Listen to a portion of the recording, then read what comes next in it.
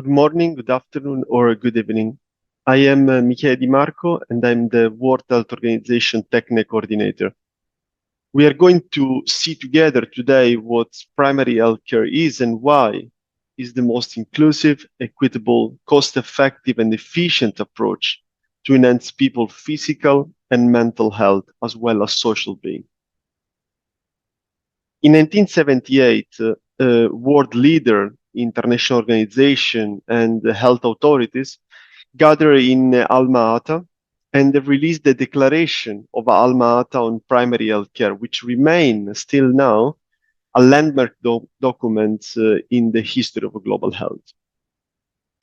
The Alma Ata Declaration established a standard of public commitment to making community-driven, quality healthcare accessible, both physically and financial for everyone, for all. So this was the forerunner of the global strategy for health for all by the year 20 that was pursued by the World Health Organization and its partner for the rest of 20 centuries. And of Sustainable Development Goal number 3 that actually is mentioning ensure health lives and promote well-being for all at all age by 2030. So building on the principle of the Declaration of Alma Ata, the Declaration of Astana that was signed by 120 countries in 2018 was adopted at the Global Conference on Primary Health in Astana. In the Declaration of Astana, member states reaffirmed their commitment to primary health care as a cornerstone of sustainable health system for the achievement of universal health coverage and the health-related sustainable development goal. The declaration was motivated by the recognition that fragmented approaches focusing on single disease do not deliver on the goal of improving health for all. So the Global Conference on Primary Healthcare in Astana showcased inspiring experiences demonstrating that comprehensive, integrated, people-centered primary health care is feasible and achievable. The member states have committed to primary healthcare renewal and implementation as the cornerstone of sustainable health system for universal health coverage, health-related SDG, and health security. So primary healthcare provides the programmatic engine for universal health coverage, the health-related SDG, and health security. This commitment has been codified and reiterated in the Declaration of Astana, the accompanying World Health Assembly Resolution 722, the 2019 Global Monitoring Report, and the United Nations General Assembly high-level meeting on universal health coverage. The 2030 Agenda for Sustainable Development and the 17 Sustainable Development Goals present an ambitious agenda for building a better world. Health and well-being are specifically addressed through the SDG 3, and which call for effort to ensure health lives and promote well-being for all at all age. So in line with the integrated vision of the SDG, the targets under SDG 3 relate directly to health and well-being while being influenced by influencing the other development goal. Achieving the SDG number 3 targets while leaving no one behind can only be done through primary health care. But what it is a primary health care? What is primary health care? The concept of primary health care has been repeatedly reinterpreted and redefined since 1978. So in some contexts, primary health care refers to the provision of ambulatory or first contact personal healthcare services. In other contexts, it is understood as a set of priority health intervention for low-income population that we also call selective primary health care. Some understand primary health care as an essential component of human development, focusing on the economical, social, and political aspect rather than simple health service provision. Each of these interpretation is a simplification of a broader definition that was set out in the Declaration of Alma-Ata. And their implementation carries the risk of missing out on the benefit of a comprehensive primary healthcare approach. So we can say that primary healthcare is a whole of society approach to health that aim to ensure the highest possible level of health and well-being and their equitable distribution by focusing on people's needs and preferences as early as possible along the continuum from health promotion and disease prevention to treatment, rehabilitation, and palliative care as close as feasible to people's everyday environment. Primary healthcare is rooted in a commitment to social justice, equity, and participation. And it is based on the recognition that the enjoyment of the highest attainable standards of health is one of the fundamental rights of every human being without distinction, as stated in the Constitution of the World Health Organization and reinforced in the Article 25 of the Universal Declaration of Human Rights. So this underlines the responsibility of governments for making quality essential health services available and accessible and for implementing policies that promote and protect health and well-being.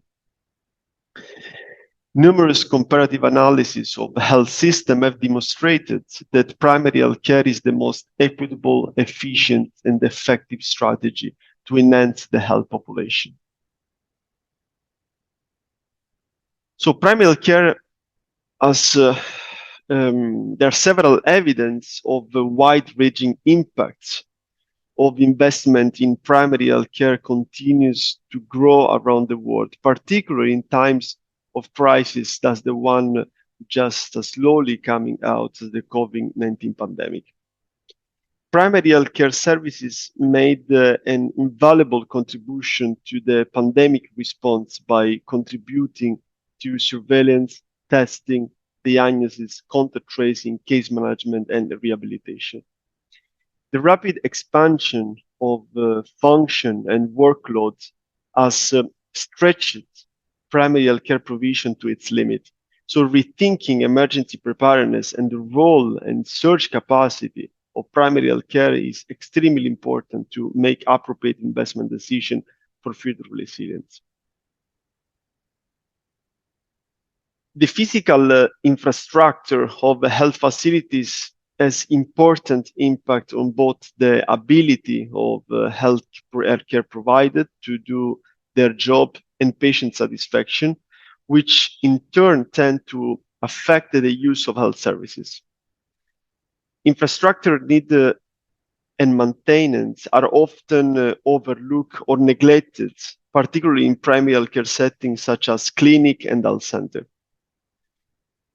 Key elements of physical facility infrastructure include having reliable water supply, sanitation and waste disposal, recycling, telecommunication connectivity, and power supply.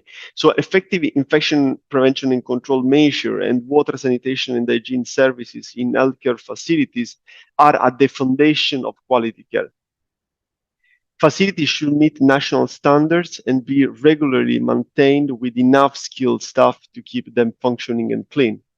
And this measure ensure that all services are provided in a clean and safe environment, which is essential to maintain the health of the health forces as well as the broader population.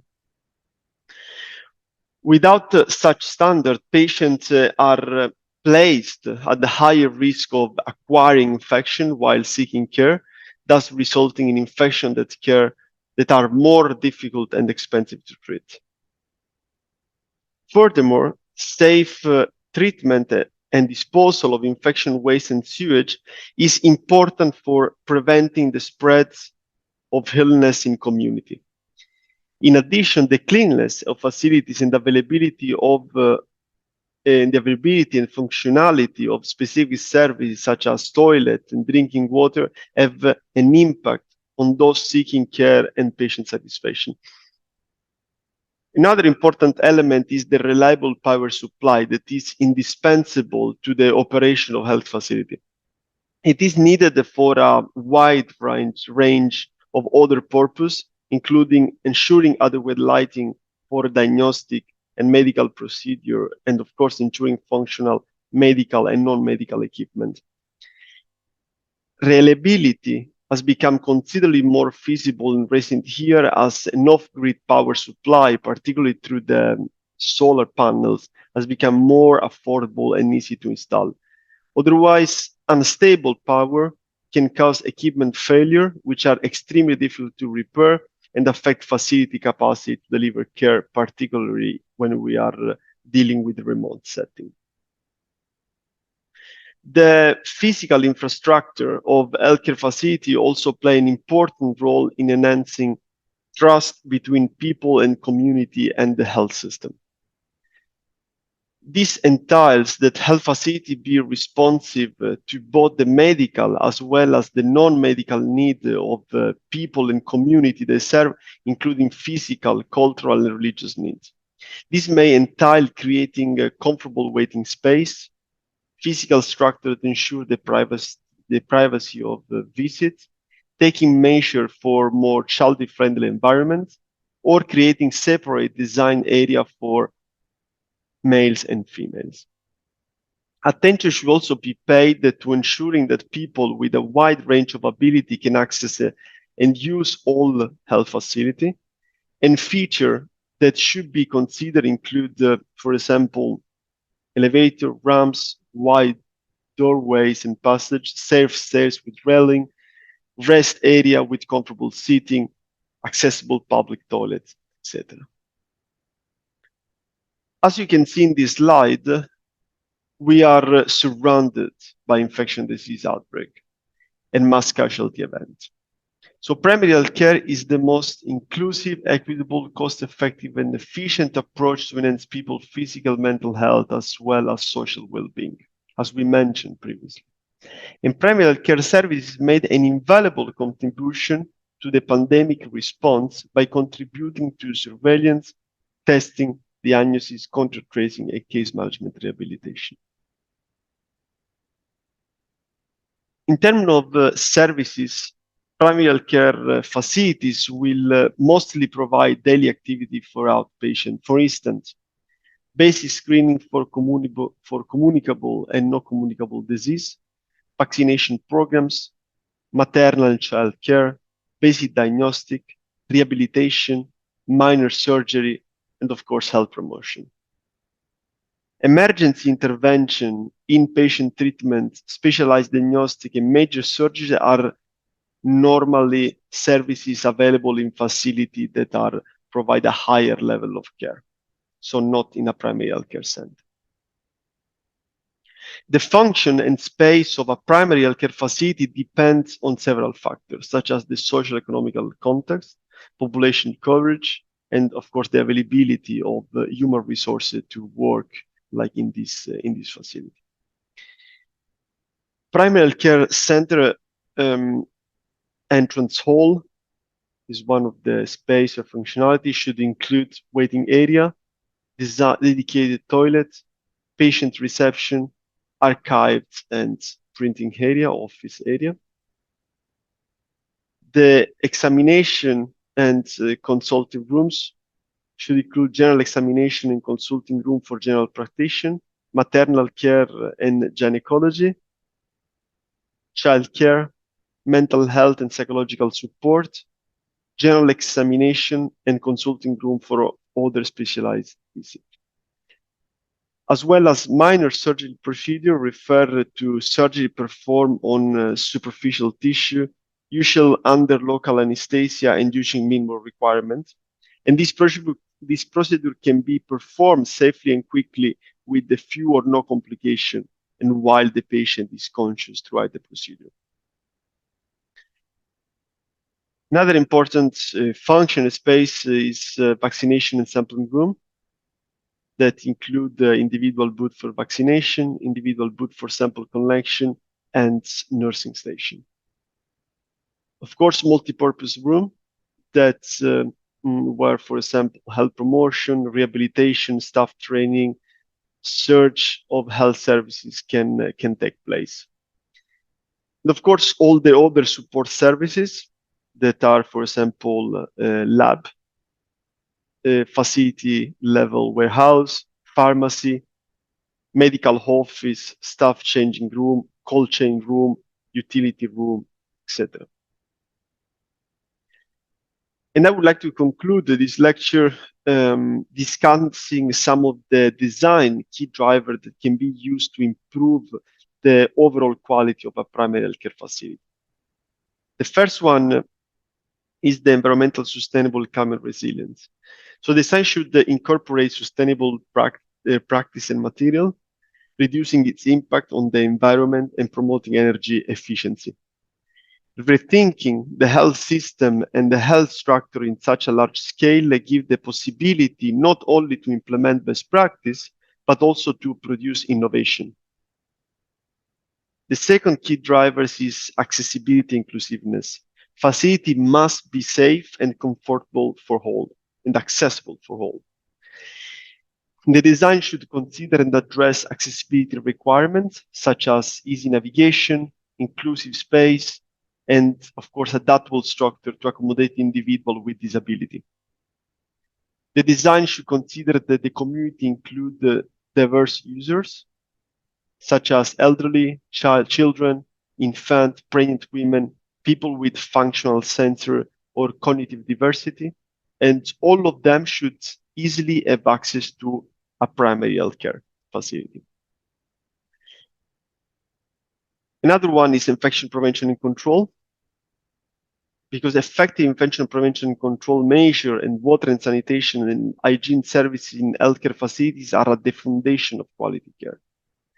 Measure to prevent the spreading of a different disease with the structure should be always in place. For example, facilities should have good ventilation, easy cleanable, and with several points of hand hygiene. Another one is mental health. That is particularly important, especially when dealing with the vulnerable population. Design can support in creating comfortable conditions inside a primary healthcare facility by considering, for example, patient privacy, the use of color or specific furniture and equipment, and of course, the presence of natural elements. And to conclude, and finally, the design should prioritize the needs of the community that served. Another key driver is the user-centered design. Local context should be understood and kept in mind while designing. The design should prioritize the user experience and put their need and desire at the forefront of the design process. The design should respond to the local context and community, reflecting the cultural, historical, and social context of the site. And the design finally should encourage collaboration and community building, promoting social interaction and a sense of belonging. Thank you, and please do not hesitate to contact us if further information are needed.